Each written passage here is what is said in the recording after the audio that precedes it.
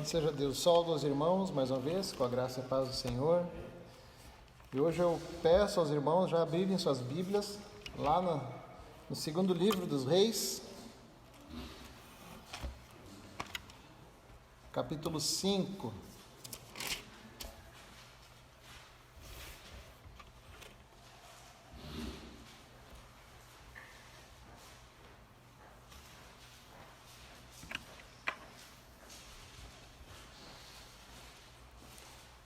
Obrigado, Juliana.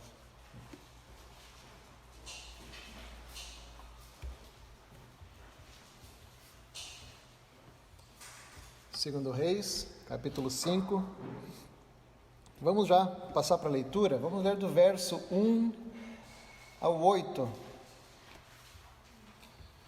Naamã, comandante do exército do rei da Síria, era grande homem diante do seu senhor e de muito conceito, porque por ele o Senhor dera a vitória à Síria. Ele era herói de guerra, porém leproso. Saíram tropas da Síria e da terra de Israel, levaram cativa uma menina que ficou ao serviço da mulher de Naamã. Disse ela à sua senhora: tomara o meu senhor estivesse diante do profeta que está em Samaria, ele o restauraria da sua lepra. Então foi Naamã e disse ao seu senhor: Assim falou a jovem, que é da terra de Israel. Respondeu o rei da Síria: vai, anda, e enviarei uma carta ao rei de Israel. Ele partiu e levou consigo 10 talentos de prata, 6.000 siclos de ouro e 10 vestes festivais. Levou também ao rei de Israel a carta que dizia: logo, em chegando a ti esta carta, saberás que eu te enviei Naamã, meu servo, para que o cures da sua lepra. Tendo lido o rei de Israel a carta, rasgou as suas vestes e disse: acaso sou Deus com poder de tirar a vida ou dá-la, para que este envie a mim um homem para curá-lo de sua lepra? Notai, pois, e vede que procura um pretexto para romper comigo. Ouvindo, porém, Eliseu, homem de Deus, que o rei de Israel rasgara as suas vestes, mandou dizer ao rei: por que rasgaste suas vestes? Deixa ouvir a mim, e saberá que há profeta em Israel. Até aqui, palavra do Senhor. Vamos orar mais uma vez? Eterno Deus, nós te suplicamos essa manhã, Pai, que a Tua palavra possa falar ao nosso coração, que apesar, ó Deus, das limitações que eu tenho, ó Pai, que a Tua palavra, Pai, seja pregada, Pai, fielmente à Tua igreja, que os corações, ó Deus, possam ser iluminados para o conhecimento da Tua palavra e que Teu nome, Senhor, seja glorificado, Pai. Mais uma vez, ó Deus, eu peço, auxilia-nos, ó Deus, na compreensão, Pai, da Tua palavra. Auxilia-nos, ó Deus, para que a gente possa, Pai, a cada dia, Pai, ter uma vida mais piedosa.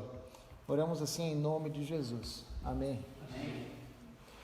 Irmãos, eu gostaria de começar falando aos irmãos um pouquinho do contexto dessa pequena passagem que a gente acabou de ler aqui. Se você lê em sua casa, um pouco mais à frente, para trás, no livro de 1 Reis, capítulo 20, você vai ver que foi feito um acordo de paz entre Israel e Síria.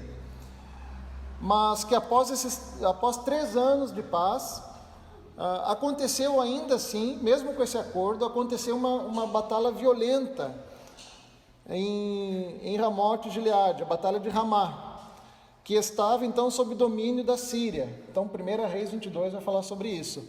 E foi nessa batalha que o rei de Israel, então, da época, o rei Acabe, ele acaba morrendo nessa batalha. E mesmo assim, oficialmente, entre essas duas nações, havia paz, né? Oficialmente. Porém, sequelas dessa batalha, a batalha de Ramá, permaneceram durante os anos seguintes nas fronteiras entre essas duas nações. Então, nessa fronteira, sempre acontecia alguns embates. E foi em um desses embates que as tropas da Síria levaram cativa uma menina da terra de Israel. Esse texto aqui lhes vai falar sobre Naamã, como ele é curado da lepra. Mas tem um motivo, meus irmãos, agora para eu trazer essa mensagem, agora de manhã. O meu objetivo é mostrar para vocês que Deus ele usa pessoas simples para fazer a obra dele. Gente simples, ele usa gente como a gente e às vezes apesar da gente para fazer a sua obra. É dizer que Deus ele quer usar pessoas como você. Por mais simples que às vezes seja o teu conhecimento sobre Deus, Ele quer usar você para fazer a sua obra. Então nós vamos ver que o testemunho simples de alguém simples, de uma menina, mudou a vida de um grande homem da época. Como eu falei, gente simples, gente como a gente, que se a gente for ler aqui corrido o texto, vai passar despercebido aos nossos olhos, essa menina, gente simples, que nos ensina que Deus ele usa a nossa vida, a vida de pessoas simples para fazer a grande obra dele. Então, irmãos, entre os anos de 852 a 841, é aproximadamente onde aconteceu esses fatos. Então, sobre a menina, essa menina, a Bíblia diz que ela era serva da mulher de Naamã. Ela era uma menina simples, provavelmente de pouca idade, eu até creio que era uma adolescente, e ela foi levada cativa de Israel. E apesar da Bíblia não revelar o seu nome, a gente não tem praticamente quase nenhum detalhe sobre ela, a gente tem muito que aprender com essa menina. Muito mesmo. Porque ela era uma menina simples. Mas o autor, inspirado por Deus, colocou aqui a referência a essa menina, e não é por acaso. Essa menina simples, meus irmãos, ela tinha algo de muito especial. Apesar da sua simplicidade, ela tinha algo especial na vida dela. As palavras que saíam da boca dessa menina eram palavras que curavam. E eu já vou explicar o porquê. Então hoje eu quero te desafiar a, em nome de Jesus Cristo, fazer das tuas palavras também palavras que curam, palavras que libertam, palavras que salvam. Hoje a palavra de Deus vai te desafiar a fazer do teu testemunho de vida um testemunho que possa transformar a vida de outras pessoas. Quantas vezes, meus irmãos, a gente usa a nossa boca, a nossa língua, de forma que não abençoa as pessoas? Quantas vezes? Não é mesmo? Algo que não vai abençoar, algo que muitas vezes vai denegrir, que não edifica. A gente usa muitas vezes nossas palavras, a nossa boca para machucar as outras pessoas. Às vezes as pessoas usam a boca para fazer fofocas, para criar obstáculo na vida das pessoas, ao invés de sermos aqueles que facilitam. Muitas vezes por causa das nossas palavras, a gente cria obstáculos, ao invés de sermos facilitadores. Então hoje nós seremos desafiados a usar a nossa boca para curar vidas. Vamos olhar para o testemunho dessa menina mais uma vez e ver o que fez com que as palavras dessa menina fossem palavras que curam. Lá no verso 3, vai falar um pouco sobre ela. A menina, ela fala pouco, irmãos. Em toda essa passagem aqui, as palavras dela são poucas. O testemunho dela é simples. Verso 3, disse ela, sua senhora, tomara o meu senhor estivesse diante do profeta que está em Samaria, ele o restauraria da sua lepra. Aqui terminou a fala dela. E se a gente lê a Bíblia corrida sem pensar, meus irmãos, isso é só mais uma fala perdida no meio de tudo isso, porque a gente está impressionado com o milagre que aconteceu na vida de Naamã. E no meio disso tem essa simples fala dessa menina. Ela não faz uma exposição teológica, ela não revela conhecimentos profundos dos mistérios sagrados de Deus, ela não é uma apologeta cheia de filosofias e de teorias elaboradas para convencer alguém. Não, meus irmãos, o testemunho dessa menina é simples. É simples. Tomara o meu Senhor estivesse diante do profeta que está em Samaria.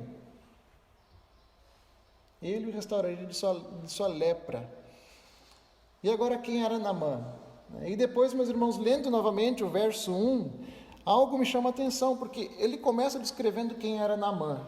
Naamã era comandante do exército do rei da Síria, era um homem, era grande homem diante do seu Senhor e de muito conceito, porque por ele o Senhor dera a vitória à Síria. Então o Senhor abençoou este homem e deu vitória à Síria. Aí ali há uma vírgula. Depois de dar toda a qualificação, as qualidades, um grande homem, um herói de guerra, condecorado, aí há uma vírgula, porém leproso. Ele tinha todo o conceito diante dos homens, diante de seu rei, porém leproso.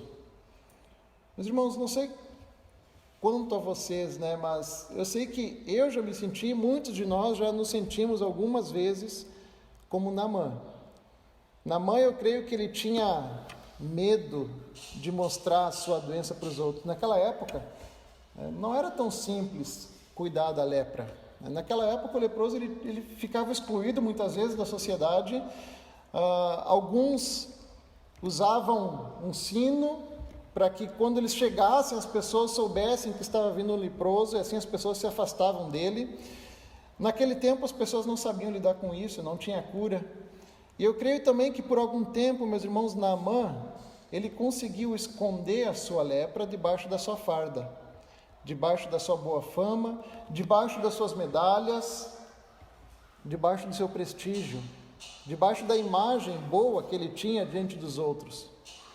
Mas quando ele chegava em casa, meus irmãos, quando ele chegava naquele lugar onde estava só a esposa dele e aquela menina que servia sua esposa, e ele tirava as suas vestes, ele tirava a sua armadura, tirava suas medalhas, lá estava aquela menina vendo quem realmente era aquele homem. Lá onde ninguém estava vendo ele, ali a sua lepra aparecia e ficava aos olhos. Agora, meus irmãos, quantas vezes nós já nos sentimos assim? Eu já me senti assim. Alguém de quem as pessoas gostam, não todas, mas pelo menos a maior parte das pessoas, que as pessoas gostam, que as pessoas têm alguma consideração, alguém que tem uma boa reputação, mas que tem debilidades, que tem doenças, que tem fraquezas, e quando ninguém está olhando, você tira suas vestes, você tira a veste do pastor, você tira a veste do seminarista, você tira a veste do médico, do dentista, e lá então, debaixo das tuas vestes estão todas as suas debilidades, está toda a sua lepra. E ainda hoje, meus irmãos, há pessoas assim. Tem gente que tem o desejo de servir ao Senhor de todo o coração, que está empolgado, que você olha para ela, ela está sempre sorrindo, que dizem, que fazem aqui, fazem acolá, correm de um lado, correm para o outro.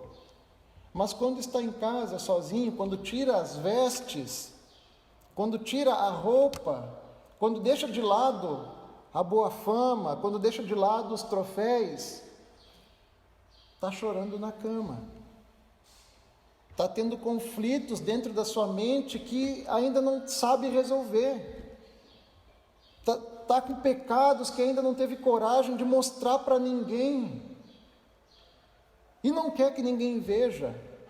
Quantos estão assim hoje? Ou melhor, quantas vezes você já se sentiu assim? Quando você está sozinho e ninguém está lá vendo, só está você. Aqueles pensamentos que muitas vezes nos corroem por dentro e só a gente sabe disso. Aquelas coisas que aconteceram no passado, que você nunca abriu para ninguém, que às vezes está te matando por dentro, está sufocando, está machucando aos poucos. Aquelas situações mal resolvidas, o que está por debaixo da farda, o que está por debaixo da boa fama, daquela imagem piedosa que as pessoas têm de você. Muitas vezes, meus irmãos, eu entendo que como um comandante a gente tem que ser forte. A gente tem que ser forte muitas vezes. A gente não pode demonstrar fraqueza. A gente tem que assumir uma posição. E tem que estar ali firme. Mas por debaixo da roupa, meus irmãos, são todos pessoas sensíveis, pessoas que sofrem, pessoas que muitas vezes estão com lepra, estão escondendo. Vamos voltar para a menina? Por que as palavras dessa menina curam? A palavra dessa menina, meus irmãos, eu digo que é uma palavra que cura, porque foi uma palavra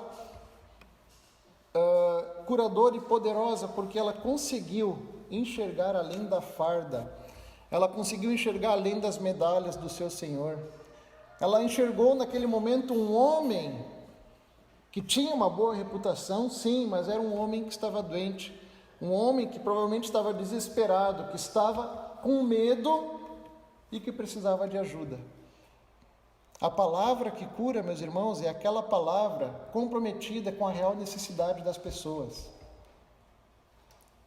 Você quer que as suas palavras sejam palavras que curam? Então, em nome de Jesus, comece a partir de hoje a enxergar as reais necessidades das pessoas que estão perto de você. Quais são as necessidades dela? E foi isso, meus irmãos, que essa menina fez. Ela olha para aquele homem e diz: eu conheço alguém que pode curar a sua lepra. Eu conheço alguém que pode curar o meu Senhor. Meus irmãos, quais são as necessidades das pessoas que estão próximas? E onde está escondida a lepra? As debilidades de quem está próximo de você. Pense nisso. Disso parte, meus irmãos, o verdadeiro discipulado.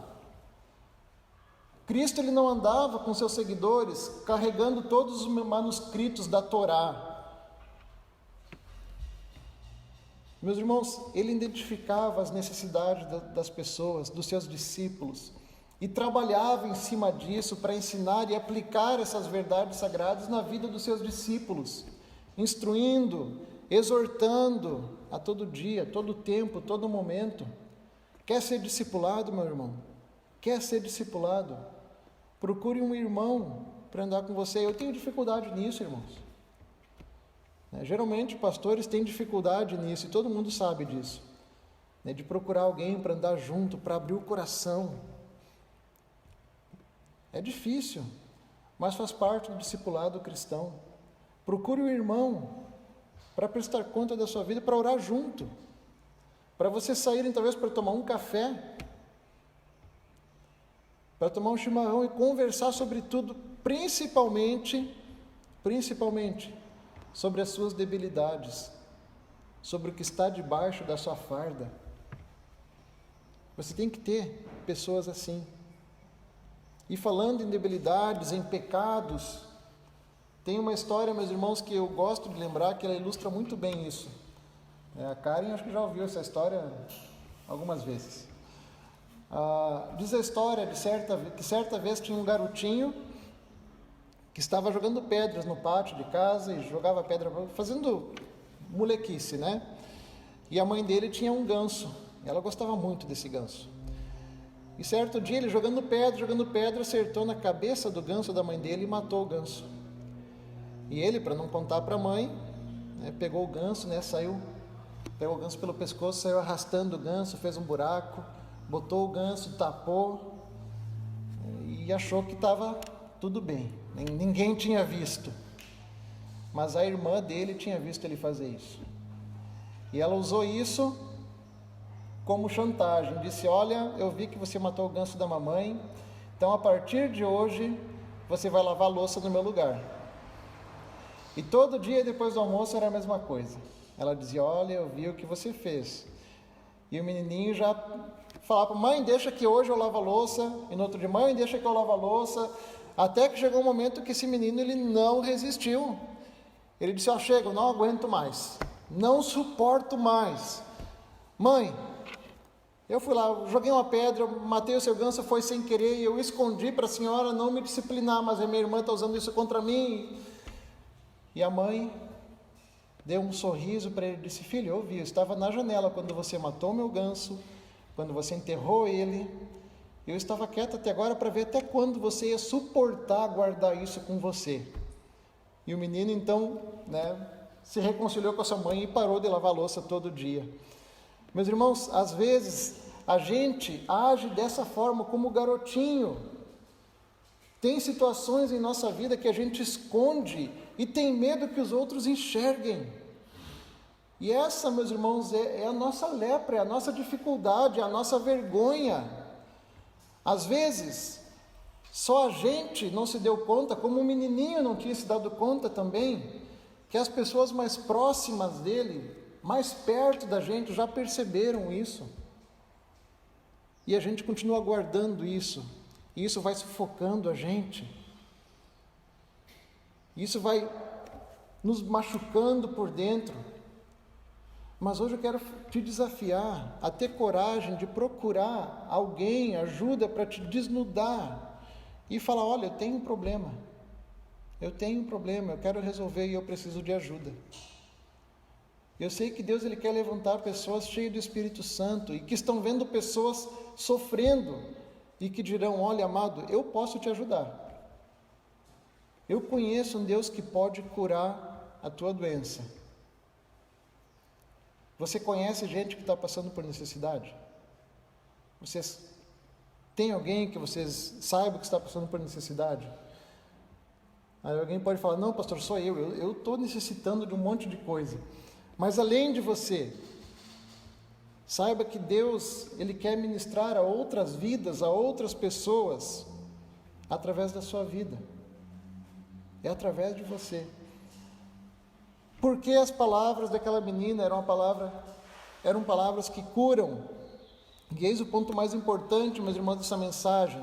E a igreja precisa aprender isso. É porque as palavras dessa menina eram capazes de desafiar o seu ressentimento. Irmãos, a gente tem que aprender isso. Palavras que são capazes de desafiar o seu ressentimento. Eu fico imaginando qual é a situação dessa menina. Não sei se vocês já pararam para pensar nessa menina aqui. Mas ela era uma escrava de guerra. Ela foi arrancada da sua casa numa guerra entre Síria e Israel. Provavelmente essa menina ela viu muitos dos seus amigos, dos seus familiares morrendo por culpa, por ordens desse carinha aqui, de Naamã. Ele era o comandante do exército. Eles haviam arrancado ela do seu lar, haviam arrancado os seus bens, sua dignidade, agora ela era apenas uma escrava, longe de casa. E tudo isso por causa de Naamã. Então, meus irmãos, ela vê esse homem passando por um tempo difícil na sua vida. Ele está doente, e ela está vendo isso. E ao invés dela ficar rindo da desgraça desse homem e comemorando em seu coração, pensando: está vendo, olha aí, desgraçado, me tirou de casa, vai morrer de lepra. Bem feito. Não, meus irmãos, ela não fica satisfeita com essa situação. Essa menina, ela é capaz de passar por cima dos seus ressentimentos. Ela passa por cima das suas dores para trazer um recado de bênção para aquele homem. E isso é tremendo, meus irmãos, quando a igreja entende isso. Isso é o Evangelho. Porque todas as vezes que eu me deparo com a cruz de Jesus, eu vejo quanto eu sou fraco, quanto eu sou sujo, depravado, e eu me deparo com os meus erros, com os meus pecados. E Jesus me mostra quem eu sou. E ao mesmo tempo Ele mostra o tamanho do seu amor por mim, que me perdoou. E meus irmãos, essa mensagem da cruz é a mensagem que essa menininha entendeu muito antes da vinda de Cristo. Provavelmente ela pensou: olha, esse comandante, ele me fez tão mal, ele fez tão mal para minha família, para os meus amigos, mas mesmo assim eu vou ajudar ele. Mesmo assim, eu vejo as necessidades desse homem. Então, meus irmãos, até aqui a gente viu que palavras que curam são palavras comprometidas com as reais necessidades das pessoas. Procure enxergar isso. Em segundo lugar, são palavras que passam por cima de ressentimentos. Só que para conseguir fazer isso, você tem que perdoar quem te feriu. É fácil perdoar? Quem aqui tem facilidade? Pastor, para mim perdoar é fácil, é tranquilo. É difícil, irmãos. É fácil você passar por cima de ressentimento? Aquela pessoa que te fez tão mal muitas vezes, que te magoou, ou que magoou alguém da sua família. É difícil e muitas vezes você não vai conseguir perdoar. E nem eu consigo por mim mesmo, mas Cristo, meus irmãos, Ele pode isso em nós. Ele nos capacita. Ele opera em nós o querer. E não só o querer, mas o realizar também. Talvez pessoas tenham te machucado na família, talvez teus amigos, conhecidos, mas você precisa perdoar. E se você não está conseguindo fazer isso, meus irmãos, de fato, peça a Deus para que Ele derrame do seu amor sobre a sua vida. Romanos 5,5 diz que o Espírito de Deus derramou o amor de Deus em nosso coração. Peça ao Espírito Santo para que o amor de Deus seja derramado em seu coração, de tal maneira que ele transborde e que ele alcance aqueles que estão próximos. Você pode e você deve sim perdoar. O perdão, ele é tão poderoso, meus irmãos, que ele vence a morte. Por isso que nós temos vida. Porque o perdão que nos alcançou venceu a morte. E essa é uma palavra poderosa, meus irmãos, a palavra que desafia e que passa por cima do ressentimento. Ela gera cura, ela gera vida, ela traz restauração.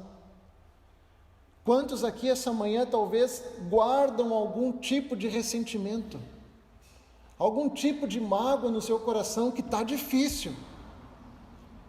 Deus quer usar você essa manhã para curar vidas através de palavras que desafiam ressentimentos. Sabe aquela pessoa que te magoou, que até hoje você traz no seu coração essa marca?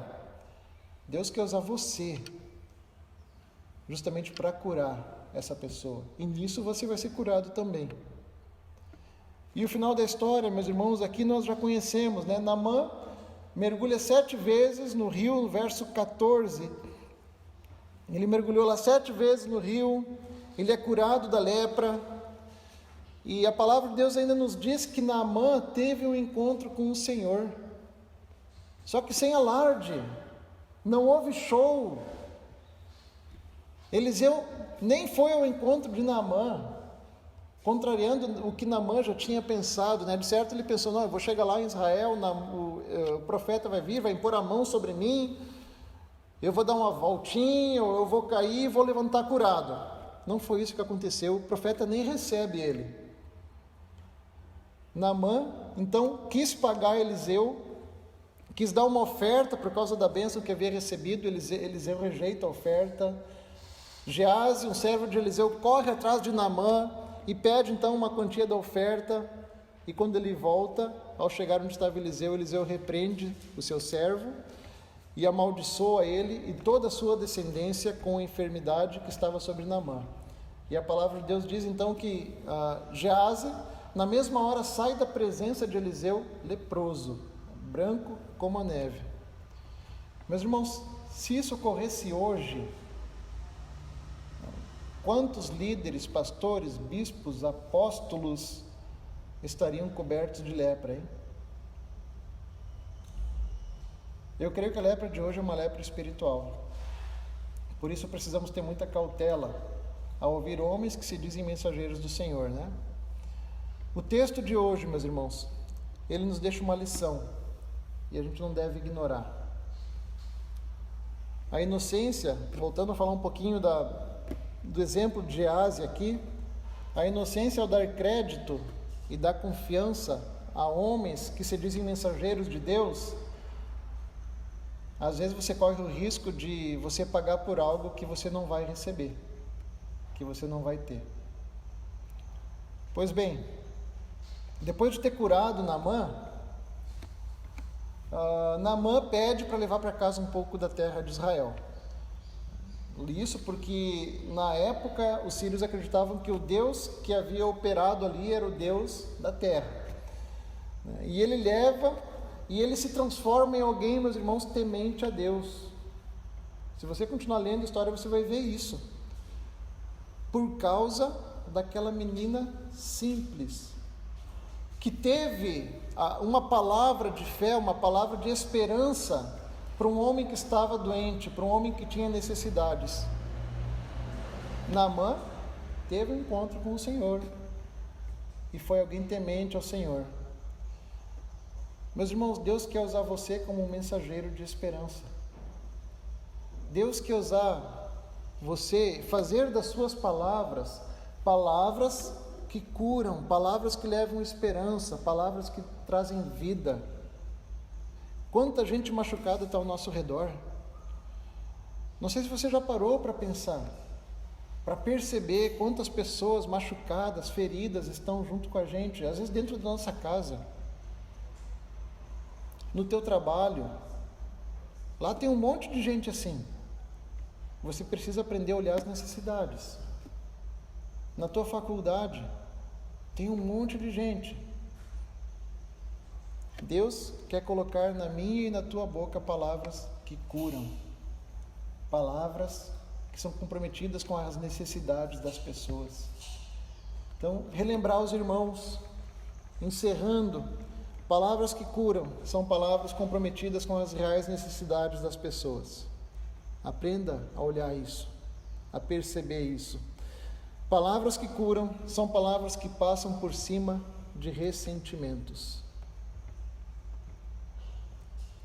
Tudo isso aprendemos com a história de uma menininha que falou pouco. E eu quero orar com os irmãos essa manhã. E a primeira oração é para aqueles que querem pedir para Deus realmente: Senhor, coloca palavras curadoras na minha boca. Senhor, palavras que transformem a vida das pessoas. Para aqueles que dizem, estão pensando, Senhor, me ajuda a fazer isso. Talvez você esteja até agora lembrando de pessoas que precisem dessas palavras. Saiba que Deus ele quer usar você para curar essas vidas. Essa menina aqui, no verso 3, anônima, simples, quase passa despercebida. Tudo que ela fez, ela só contou algo que conhecia sobre o seu Deus. Uma frase, uma palavra pequena, mas que mudou a vida de um homem. E a segundo motivo de oração essa manhã é para você que o Espírito Santo falou ao seu coração que você tem escondido, a sua doença por baixo do verniz da santidade, por baixo da sua boa fama, por baixo das suas medalhas, tem escondido suas dores debaixo da farda, da reputação, que tem situações que estão mal resolvidas na sua vida. Hoje a palavra de Deus te fala, como a mãe falou para aquele menino: olha, eu já sabia de tudo isso, eu só queria ver até quando você ia conseguir viver segurando isso. A palavra de Deus pode te curar essa manhã. Se você está em um desses dois grupos, quero orar por você. Vamos orar? Curva sua cabeça.